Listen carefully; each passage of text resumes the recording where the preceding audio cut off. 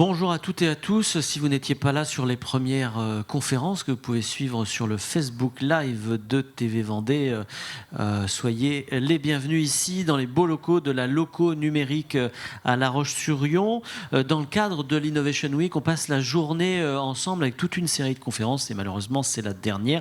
Les autres, vous pouvez les voir en replay. Et celle-ci va être consacrée à la réalité virtuelle. Alors ça pourrait être simplement ludique, mais ce n'est pas que cela. Et le ludique, après tout, n'est pas forcément à dénigrer quand il permet d'aller là où on ne peut pas vraiment aller. C'est un peu l'objectif de la réalité virtuelle. Comme pour les précédentes conférences, j'ai pris mon petit dictionnaire, puis j'ai essayé de me faire un avis sur ce que ça pouvait être si je regardais juste la définition avant de rentrer dans le détail. Eh bien, la réalité virtuelle, c'est la simulation de la présence physique au cœur d'un environnement. Je vous ferai réagir, hein. Écoutez bien, prenez des notes. Simulation de la présence physique au cœur d'un environnement où l'homme ne peut pas forcément être présent pour tout un tas de raisons. Alors, honneur aux dames, bonjour Constance. Alors, il faut prendre le micro, le mettre contre le menton. Vous êtes la responsable de la communication et vous êtes même la directrice de la communication et du marketing chez Jeannot. C'est ça. C'est ça. Et donc vous, ce qui vous intéresse dans la réalité virtuelle, c'est de pouvoir démonter les bateaux sans les démonter. C'est ça. C'est de pouvoir les faire découvrir à nos futurs clients surtout. D'accord. On va avoir l'occasion de développer tout ça. Mais on va commencer, si vous le voulez bien, avec vous. Maxime, bonjour. Bonjour. Maxime, Génération Internet, c'est votre société. Oui. Et vous êtes venu avec 3 types de casques et puis vous m'avez donné super envie parce que je suis un peu joueur, voilà. Donc vous m'avez donné super envie d'aller acheter le dernier dont on va plus particulièrement parler. Juste un mot sur Génération. Alors j'allais dire un mot sur Jeannot, mais oui, après tout peut-être d'abord un mot sur Jeannot, société vendéenne, comme il se voit, fabrique des bateaux du groupe Beneteau. Voilà. Aujourd'hui. Qui fabrique des bateaux, des monocoques. Juste rentrer un peu dans le détail parce que ouais. Tout le monde connaît sur le principe, mais pas forcément dans le détail. C'est une jolie marque qui fabrique des bateaux à voile, à moteur, hors-bord, inboard, des gros bateaux aussi, sous une autre marque qui s'appelle Prestige, dont je m'occupe aussi, et qui est aussi concernée par ce projet. Et qui, voilà, on a quasiment tous nos sites de production en Vendée et on vend sur toute la planète, quasiment. D'accord. De façon très arrogante. Non. Dans beaucoup de pays, on a 350 concessionnaires qui sont partout dans le monde. D'accord. D'où aussi ce projet. L'intérêt. Et voilà. Très bien. Maxime, Génération Internet à Nantes, depuis 15 ans. Alors, même depuis 20 ans, parce qu'on va fêter nos 20 ans l'année prochaine. Moi, je suis gérant depuis 15 ans de la société. D'accord. On est à Nantes, mais aussi aux Herbiers depuis 2 ans. Très bien. Donc, on a de plus en plus de clients en Vendée. Donc, c'était une vraie volonté de notre part aussi de s'implanter aux Herbiers. Et on développe, au départ, on développait que des sites internet. Et au fil des années, on a développé des choses de plus en plus complexes en termes de développement web, sur des applis métiers, sur de la digitalisation, avec des problématiques clients très différentes. D'accord. Avant que vous nous montriez tous les petits engins que vous nous avez amenés et qui font envie, juste l'un ou l'autre peut-il nous donner la différence, alors peut-être plutôt vous Maxime pour l'aspect technique, entre la réalité virtuelle et la réalité augmentée? Alors, effectivement, souvent on les associe, mais en fait c'est assez différent. C'est pas pareil. Hein. La réalité virtuelle, ça passe par des casques dans lesquels vous êtes vraiment immergé dans un environnement qui peut être vidéo ou photo. La réalité augmentée, c'est plus qu'on va apposer quelque chose sur un environnement existant. Donc, typiquement, on va dire, tiens, je voudrais placer tel meuble dans mon salon. Donc là, la réalité augmentée va permettre de garder le salon en arrière-plan et d'y apposer un élément type 3D ou autre, ou photo dans l'environnement. C'est-à-dire qu'on peut avoir un casque et puis refaire la déco sans qu'elle soit changée dans la... Alors non, c'est un petit peu différent, c'est juste que ça va servir un peu comme d'un filtre qui va permettre de garder l'arrière-plan et d'y apposer des éléments. Au même titre qu'il va y avoir des projets où vous allez pouvoir être dans un environnement de rue ou de carte ou de street view et que vous avez, en passant vos lunettes, on va pouvoir vous donner des informations supplémentaires. Pokémon. Par exemple. C'est Pokémon. Voilà, tout à fait. Et qui marche encore dans tous les bâtiments à La Roche-sur-Yon, quand il y a des concentrations parfois, 2 fois par mois, à côté des églises, principalement de la préfecture, vous avez des gamins qui sont tous avec leur Pokémon machin. C'est même pas forcément des gamins. Voilà, donc ça c'est la réalité augmentée. Voilà. Alors la réalité virtuelle, c'est ça, avec 3 phases successives que vous êtes content de nous présenter. Ouais, alors je suis assez content de vous présenter surtout l'évolution. Surtout le dernier, surtout le dernier. En fait, la réalité virtuelle, c'est pas quelque chose de nouveau. Donc effectivement, la thématique peut paraître pas tellement dans l'air du temps, mais en fait, on pense que maintenant, elle l'est réellement. Au même titre qu'on a travaillé, nous, sur les tablettes il y a quelques années, parce qu'en 15 ans, on a vu arriver les smartphones, les tablettes. Là, on voit arriver un nouveau support, un nouveau terminal, qui a commencé par le cardboard. C'était Google avec un système en carton qu'on peut découper soi-même. On met des lentilles, on met un smartphone dedans. Donc là, on était vraiment au balbutiement. Je sais il n'y a pas longtemps, mais quand vous dites on était vraiment au balbutiement, il y a 5 ans, Orange proposait comme goodies des casques virtuels, des trucs comme ça. Hein. Alors, effectivement, ça existe encore. C'est juste qu'effectivement, ça va plutôt être un usage d'événementiel. Là, en l'occurrence, c'est pareil, c'est un cardboard publicitaire. On peut faire des cardboards publicitaires. Voilà. Là, on est plus dans le cadre de l'événementiel. Et c'est d'ailleurs, la réalité virtuelle, jusqu'à présent, a été utilisée plutôt dans le cadre d'événementiel ou de choses, d'événements ponctuels. Et là, avec cette évolution technologique, on va pouvoir être avec des usages matériels qui vont être beaucoup plus sérieux et pérennes, en fait. Mais alors, attendez, on mettait un téléphone déjà là-dedans. Alors là, on met un téléphone dedans, ouais. Et donc le téléphone, il projette quoi? Il met quoi? Le téléphone projette deux vues et les lentilles permettent d'assembler les vues et du coup d'avoir ce principe d'immersion. C'est ça. Okay. Voilà. Et après, il y a eu le deuxième casque qui est sorti avec Samsung et Oculus, donc Oculus qui est la marque de Facebook, dans lequel il y a encore un smartphone Android. Donc là, c'est pareil, hein, il y a un smartphone à l'intérieur. Je ne sais pas si on le voit bien. Ouais. Peut-être que je vais l'approcher. Pour vous et puis pour les téléspectateurs, il y a votre téléphone qui est dedans. Voilà, donc dedans, à l'intérieur, il y a un smartphone Android. Et du coup, on se servait de ça, il fallait l'installer. Donc là, en termes d'usage, c'est pareil, c'était quand même pas très ergonomique. Mettre le smartphone, fermer, lancer l'appli préalablement. Enfin, on est vraiment dans un usage où là, il y a eu beaucoup justement d'essais de réalité virtuelle qui ont été faits à usage pro et qui ont été des vrais échecs parce que le matériel n'était pas mûr finalement, même si l'idée était bonne. Et alors, tiens, je vais rester près de vous. Le troisième. Alors, voilà, aujourd'hui... Ouais, je peux présenter. Okay. Aujourd'hui, en fait, il y a 4 grandes familles, je dirais, de casques. Donc, il y a celui-là, le carton, celui-là qui est en train de tomber en désuétude. Et là, depuis l'année dernière, il y a une grosse avancée qui a été faite grâce à Facebook, parce qu'aujourd'hui, Mark Zuckerberg investit énormément dans la réalité virtuelle. Et c'est ce casque qu'on appelle all-in-one, c'est-à-dire tout en un. C'est-à-dire qu'il n'y a plus besoin de mettre de smartphone, il se connecte, on peut le charger et on peut le balader avec soi. En termes de pilotage, c'est pareil. Ils ont imaginé ce petit joystick qui est comme une souris et qui permet de pointer et de cliquer. Donc ça, c'est un vrai usage. On peut maintenant avoir un usage vraiment nomade de la réalité virtuelle grâce à ce nouveau matériel. Ce qui était quand même beaucoup plus complexe par le passé parce qu'on utilisait des smartphones qui avaient une autonomie qui était pas top, qui pouvaient chauffer dans les casques, alors que là, on a vraiment un appareil qui est dédié. Et il y en a un nouveau qui vient de sortir, qui est l'Oculus Quest, qui est un peu plus complexe puisqu'il a 2 manettes. Il faut savoir qu'aujourd'hui, l'usage est quand même très orienté sur le jeu vidéo, mais qu'il peut maintenant, selon nous, y avoir des usages professionnels au même titre que l'avènement de la tablette il y a quelques années.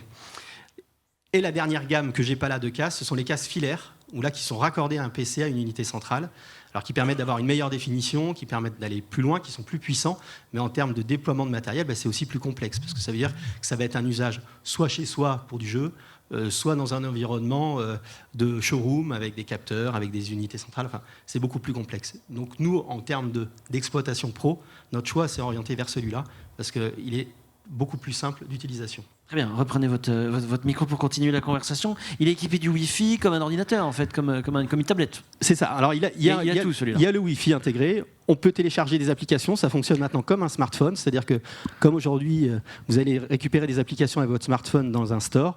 Là, vous allez aller dans le store Oculus et vous allez pouvoir télécharger des applications. Il y a Netflix, hein, je le dis pour ceux qui... Voilà, donc il y a des gros acteurs comme Netflix qui s'y mettent aussi, Disney également. Enfin, il y a beaucoup d'acteurs très intéressants qui se lancent sur le sujet. Donc, on n'est plus du tout dans une phase de découverte, mais vraiment dans quelque chose qui est en train de mûrir très certainement. Et vous avez parlé de qualité de résolution ? Oui, c'est-à-dire que là, la résolution de l'Oculus, le Go, celui-là, ou celui-là sont assez similaires. C'est-à-dire qu'on n'est pas dans une résolution très qualitative, contrairement aux appareils qui sont raccordés à une unité centrale, parce que le calcul n'est pas le même, la puissance de l'appareil n'est pas le même. Mais selon nous, le côté nomade de l'appareil est un vrai bénéfice par rapport aux installations fixes. Ouais. Donc, il faut faire un choix. Soit on se dit, on a un showroom, on va avoir une utilisation pro, et du coup, là, on fait une installation fixe. mais c'est beaucoup plus lourd. Soit on dit, non, moi j'aimerais que mes commerciaux ou que dans mes salons, je puisse utiliser des casques pour faire immerger des clients dans des projets. Et là, pour le coup, celui-là est tout à fait adéquat. D'accord. Très bien. Bon, prenez des notes. Moi, je vais à la Fnac. Je vais dans un magasin en sortant parce que j'ai vraiment découvert ça il y a 10 minutes. Constance, comment vous avez découvert la réalité virtuelle, vous, au départ ? C'est quand Maxime est venu vous voir ? Évidemment. Non, on avait ce projet de... Un peu ce besoin aussi, ça part d'un besoin quand même quelque part, des concessionnaires qui sont partout dans le monde, qui n'ont pas forcément les bateaux en stock. Et pour les montrer aux clients... on prend son ordinateur, on lance la vidéo, c'est pas très immersif, c'est plat. Et on avait tous ces médias à notre disposition, dont on dispose déjà, qu'on pouvait exploiter sous une autre forme.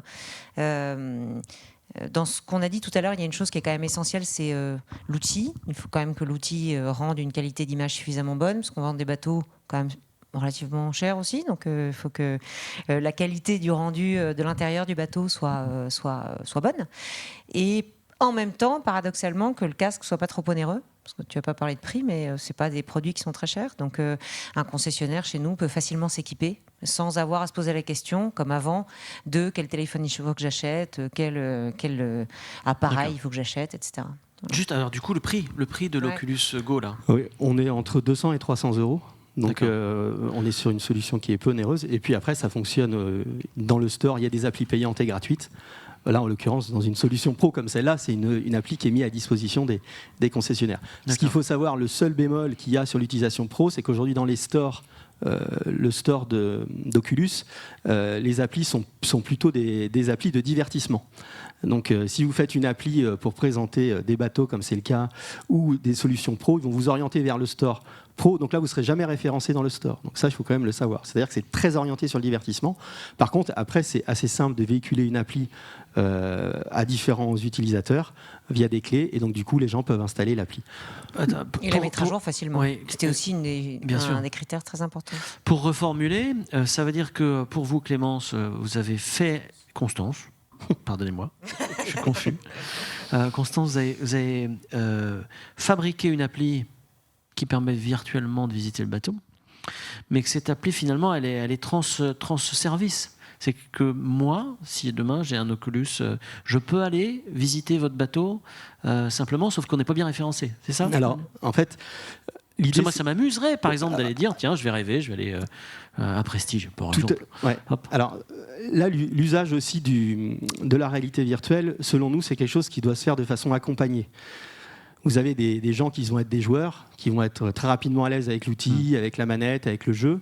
Et après, quand vous allez avoir un client lambda qui va arriver, vous ne pouvez pas lui mettre spontanément le casque sur le nez en lui disant « débrouillez-vous » ou « allez télécharger l'appli sur notre store ». On n'en est malheureusement pas encore là. Donc l'idée, c'est plutôt de dire aujourd'hui, le casque, quelqu'un doit accompagner la personne, une hôtesse, quelqu'un qui doit accompagner l'utilisateur pour lui dire voilà, ici vous allez cliquer ici. Aujourd'hui, tout le monde n'est pas encore équipé de casque Oculus. J'aimerais bien, mais malheureusement, c'est pas le cas.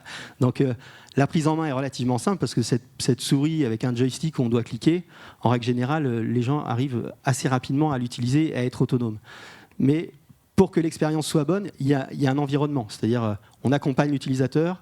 On va l'asseoir aussi, on ne va pas le mettre debout, parce que les gens ont tendance, quand ils font une première expérience de réalité virtuelle, à se déplacer avec le casque. Donc là, l'oreille interne, s'ils sont assez sensibles de l'oreille interne, c'est un vrai problème. Il peut y avoir des effets mal de mer. Alors pour un bateau, c'est pas top quand on essaie de vendre un bateau. Donc, non, mais on peut tomber, hein, c'est vrai. C'est ça. Donc non, là, il faut vraiment accompagner les gens, leur dire on va vous asseoir dans un espace, on va vous mettre le casque et on va vous dire voilà, cliquez ici. Allez. Donc il faut qu'il y ait un réel accompagnement. Donc au même titre que le matériel doit être simple pour les gens qui vont l'utiliser, qui vont présenter les contenus, il faut aussi que pour la personne qui va faire l'expérience, elle soit accompagnée. S'il n'y a pas d'accompagnement, ça peut être aussi un échec parce que la personne va se retrouver avec un casque. Je clique où, je vais où, enfin, on va être, D'accord. Donc ça n'a pas d'intérêt finalement d'être grand public pour les applis de chez Jeannot, pour le moment. Ça pourrait, mais c'est en tout cas là, c'est pas la priorité. Non, mais parce qu'on va parler des objectifs. Voilà, on y va. Mais en fait, moi, j'étais sur le. Vous n'êtes pas bien répertorié si vous êtes sur l'Oculus Pro. Et je me dis, c'est un peu dommage parce que finalement, tout le monde peut. Ça peut être aussi une vitrine pour vous. grand public. C'est pas grave. C'est pas la priorité. En fait, aujourd'hui, c'est même pas qu'on n'est pas bien référencé, c'est que pour l'instant, le store ne valide pas du tout les applis pro. C'est-à-dire qu'il valide que des applis divertissement. C'est-à-dire qu'aujourd'hui, si vous achetez un Oculus Go, vous allez aller dans le store Oculus, vous allez voir des jeux, vous allez voir Netflix, vous allez voir beaucoup de sujets sur le divertissement, mais c'est pas aussi libre que le store Apple ou Android, où là, vous pouvez retrouver toutes sortes de choses. Ouais. Donc là, bon, je pense que ce sera amené J'ai à appuyé changer. là où ça faisait mal d'un coup, là, puisqu'on est entre professionnels. Donc bon, bref. Mais c'est intéressant. Comment vous avez fabriqué l'application? Comment elle s'est fabriquée? Comment ça a été conçu là? Quelle a été votre relation de travail, Constance, avec Maxime? Bon, relativement simple. On s'est dit, ben voilà, on a une ambition, c'est que nos concessionnaires à l'autre bout du monde puissent présenter nos bateaux. On a des médias qui sont à notre disposition. Qu'est-ce que tu nous proposes pour qu'on puisse les voir? Voilà. Et après, ça part de là. Enfin, c'est pas techniquement, c'est certainement très compliqué, mais Oui. en termes de brief, ça a été assez simple en fait. D'accord. Ok. Donc vous, c'était simplement. Non, mais ça aurait pu être montrer un éclaté d'un moteur. Ah non, parce que ou rentrer dans le. Parce que j'imagine que c'est ça aussi la réalité virtuelle. Vous étiez vraiment dans l'aspect visite du bateau. Ouais, C'était ça votre objectif. Voilà. L'objectif, c'est ça, c'est de pouvoir amener le client ou le prospect plutôt dans un univers immersif et dans la mesure où les gens préfèrent toujours monter dans le bateau, voir le bateau, essayer le bateau, etc. Mais quand le bateau n'est pas là, que fait-on? Voilà, quand le bateau n'est pas là, on peut quand même avoir une expérience. Vous avez des concessions sans bateau? Pas tous les bateaux, on a beaucoup de références. Oui, j'imagine. Voilà. On a beaucoup de références, donc nos concessionnaires ne peuvent pas avoir toute la gamme. Bien sûr. Maxime, alors comment ça s'est passé? Alors, nous, la réponse aux besoins, c'est on a imaginé une solution, on a essayé d'aller un peu plus loin, c'est-à-dire qu'on s'est dit aujourd'hui, la problématique qu'il y a avec la réalité virtuelle, quand on crée des applis, parce que ça, c'est pas nouveau non plus, il y a peut-être déjà des gens ici qui ont fait des applis de réalité virtuelle, la problématique, c'est la mise à jour des contenus. C'est-à-dire qu'aujourd'hui, il y a beaucoup d'applis qui existent, où on va créer une appli pour un produit, pour un bateau. On va le faire une fois, et puis une fois que le bateau est passé, il va falloir recréer une appli pour le prochain bateau. Donc on s'est dit que là, il fallait qu'on capitalise sur une idée qui était une idée de créer un back-office, un espace d'administration qui permet de gérer des contenus embarqués dans l'application. Et la vraie valeur ajoutée du développement qu'on a fait, c'est celle-là en fait. C'est de se dire aujourd'hui, tout le monde a des sites internet à usage pro, les gens ne passent pas par l'agence pour aller mettre à jour une page. Ils le font eux-mêmes, ils ont un espace d'administration, ils vont mettre à jour leur contenu eux-mêmes. C'est d'un autre temps de dire tiens, il faut que j'appelle l'agence pour mettre à jour un contenu. Non, vous le faites vous-même, vous avez un nouveau produit. Mais là, c'est la même idée. C'est-à-dire qu'on a capitalisé sur le back-office qu'on avait développé initialement pour les différents sites des deux marques que l'on gérait. Et on a dit, voilà, il y a des médias sphériques qui existent. Il faut qu'au travers d'un back-office, on arrive de la même façon à gérer une arborescence, c'est-à-dire des structures de contenu, et des contenus et des médias 360. Et que le client puisse demain être autonome pour venir télécharger ces médias 360, réorganiser ces médias. Et donc du coup, ça va se faire de manière automatique, c'est-à-dire que dès qu'il y a une mise à jour qui va être faite, tous les utilisateurs de l'appli vont être notifiés, où on va leur dire, là il y a un nouveau média disponible, et du coup ça va se mettre à jour automatiquement, comme pour un site web. Ouais. Et le dernier volet qu'on a ajouté dans l'expérience, c'est qu'on voulait, alors ça paraît être un détail, mais ce n'en est pas un, c'est que l'outil fonctionne en mode déconnecté.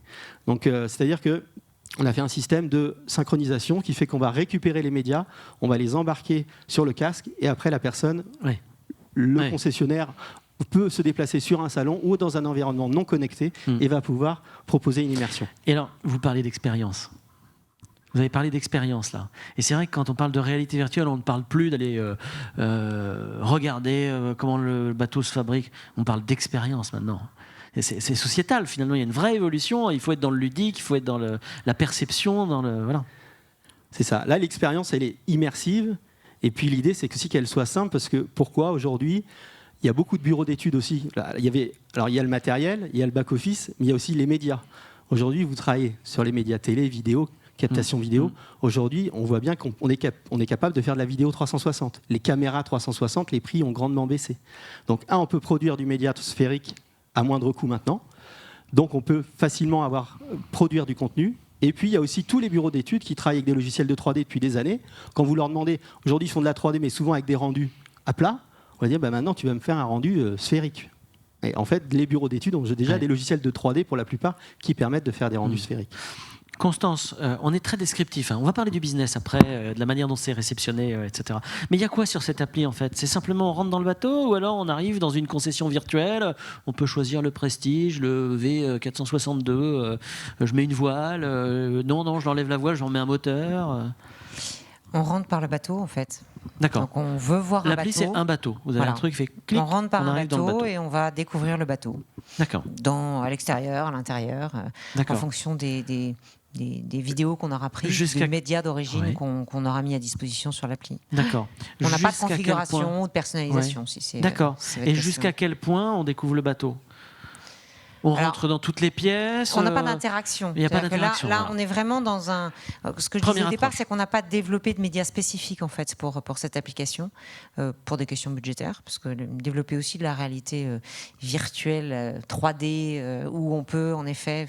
Peut-être que vous avez déjà vu ça, justement avec des lunettes Ikea, vous pouvez ouvrir un tiroir, mettre une poêle sur le feu, etc., etc. On fait ça au Ludilab à Chambreton. Voilà, Mais ça, c'est pas des poils. Non, mais ça, c'est voilà, c'est très ludique, c'est très interactif et c'est aussi très cher. Donc voilà, c'était pas tout à fait dans notre périmètre, dans notre équation. Là, on était vraiment dans cet objectif de réutiliser les médias qu'on avait à notre disposition. D'accord. Pour faire gagner en immersion, en fait. Parce que c'est vraiment, je vous engage à le faire, vous regardez la même vidéo sur un site, sur votre tablette ou avec des lunettes et vous n'aurez pas du tout la même vision du bateau, la même expérience. Pourtant, c'est le même média. Oui. Constance, alors, vous pouvez me faire un petit retour d'expérience? Ça a été mis en place quand? Quelles ont été mes premières réactions? Comment ça a évolué? Puis est-ce que ça a généré du business? Alors du business, je ne pourrais pas vous dire aujourd'hui parce qu'on vient de le lancer. Donc même les retours d'expérience, ils sont très petits encore. Après, ça a été demandé en fait.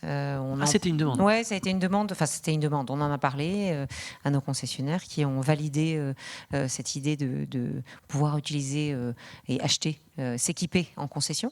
Et donc, je pense qu'à partir du moment où il y a déjà cette envie de leur part, c'est déjà bien. Après, voilà, on chemine pas à pas, voilà, et on ira de plus en plus loin. loin. Et en effet, c'est très important de savoir le lancer, peut-être aussi de l'expliquer, et qu'ils puissent aussi créer un environnement favorable, parce que dans leur concession, c'est pareil. Il ne faut pas que les gens soient debout derrière voilà, mais qu'ils soient assis, peut-être sur un fauteuil tournant. Enfin voilà, mettre un peu en scène les choses. Personne n'a vomi? Je crois pas. Pour le moment. Alors, sur les différents besoins des entreprises, aujourd'hui, quels sont les besoins en matière de réalité virtuelle d'une entreprise? La visite pour Jeannot, mais moi je reste un peu sur mon éclaté de moteur. Et puis c'est peut-être le côté cinéphile, où est-ce qu'on peut bien voir que si on éclate le moteur là, si on met telle pièce à tel endroit et qu'on le remet, le moteur tournera plus vite. Enfin voilà, j'ai envie que vous rentriez un peu dans le... Alors, vous nous expliquiez. Après, il y a des usages de la réalité virtuelle qui vont plus loin, effectivement. C'est utilisé par exemple par les chantiers de Saint-Nazaire, où les bureaux d'études, les ingénieurs vont travailler sur de l'assemblage de pièces, sur des choses où ils vont utiliser la réalité virtuelle. Mais du coup, là, on est dans un usage où vous avez des utilisateurs qui sont des ingénieurs, qui savent manipuler le casque. On n'est plus dans une expérience ponctuelle d'un client qui passe par une concession. On est vraiment dans un usage professionnel de la réalité virtuelle. Alors, on n'est plus du tout dans les mêmes enjeux et les mêmes objectifs. Nous, là, les objectifs que l'on avait et qui nous semblait intéressant à plus grande échelle, c'est de présenter les médias existants et de pouvoir les organiser. Après, quand on va dans des éclatés, dans des outils de formation, dans des configurateurs, là, on est sur des outils qui sont plus complexes et beaucoup plus durs à maintenir. Problématique des configurateurs, qu'ils soient web, sur un casque ou autre chose, ou même sur une tablette, c'est beaucoup plus dur à maintenir parce que vous allez voir toujours changer des variables, changer des éléments, et donc du coup, dans le temps, c'est beaucoup plus dur. Donc, voilà, mais effectivement, maintenant, la réalité virtuelle, il y a des usages dans beaucoup de domaines, surtout dans la formation. J'ai un exemple en tête pour les gens qui forment des couvreurs à des normes de sécurité sur les toits. Là, ils dispensent des formations avec un casque. La personne, elle a vraiment une vraie sensation d'être dans le vide, d'être sur un toit. Enfin, là, on peut en avoir un usage pédagogique aussi. Ouais, cette semaine sur TV Vendée, je vous le dis, il y avait un reportage sur un car virtuel de la SNCF. C'était un accident pour dire aux jeunes de ne pas aller sur la voie. Et donc le car de la SNCF allait proposer à des jeunes de regarder ce que c'était qu'un chauffeur qui prenait un gamin sur la voie et boum. Et c'était très fort. Ça fait partie aussi des développements. En quoi ça transforme le travail pour le moment chez vous? Ça transforme pas forcément beaucoup le travail. C'est un simple outil supplémentaire. Oui, c'est un outil de vente aujourd'hui. Ouais. C'est un outil de présentation, de vente, outil promotionnel, globalement. Et où est-ce qu'on va demain, Maxime, avec tout ça là? quelles sont les prochaines avancées, les prochaines échéances là-dedans? Alors les prochaines... Est-ce que c'est comme le film Ready Player One, le dernier Spielberg là? Alors on est déjà un peu dedans, hein, parce que aujourd'hui on fait pas de la réalité virtuelle, mais on est quand même tous sur notre smartphone comme ça, beaucoup d'heures par jour. Donc on n'a pas encore le casque, mais on n'en est pas loin. Bien sûr. En tout cas, nos yeux sont déjà arrivés sur un écran pas mal d'heures par jour. Donc nous, effectivement, ce qu'on pense, c'est que cet appareil-là à usage pro, au même titre qu'une tablette, aujourd'hui, ça ne surprend personne de voir un commercial avec une tablette qui vous fait un devis. On pense que ça va être la même chose avec les casques. Là, dans les annonces qui ont été faites récemment par Facebook, donc je vous invite à regarder les Oculus Connect sur YouTube. Là, on en est à la version 6 qui est présentée par M. Zuckerberg. Ça a été en septembre dernier. Alors, les dernières versions, les dernières sorties, c'est quoi? Ça va être, en 2020, ils vont abandonner les manettes sur le Quest, donc la version au-dessus de celui-là. Et en fait, on pourra manipuler des éléments avec les mains. Donc, en fait, le casque va reconnaître les mains. Donc, on va pouvoir manipuler des choses avec les mains. Et après, ils vont aussi une convergence un peu sociale. C'est-à-dire que là, Facebook sort ce qu'ils appellent l'environnement Horizon, Facebook Horizon, où là, vous allez être complètement dans un environnement social avec vos amis et vous allez pouvoir vous créer un univers, vous allez pouvoir communiquer et avec des systèmes d'avatar. Donc là, il va y avoir une liaison entre le social et le virtuel. Très bien. Merci pour ces explications. On va s'arrêter là et puis on va vous dire merci, vous qui nous regardez sur le Facebook Live de TV Vendée, d'avoir suivi toute cet après-midi cette série de conférences dans le cadre de l'Innovation Week à la Loco numérique à La Roche-sur-Yon. Je vous invite à continuer à regarder TV Vendée puis à voir les autres conférences si vous ne les avez pas vues. Au revoir.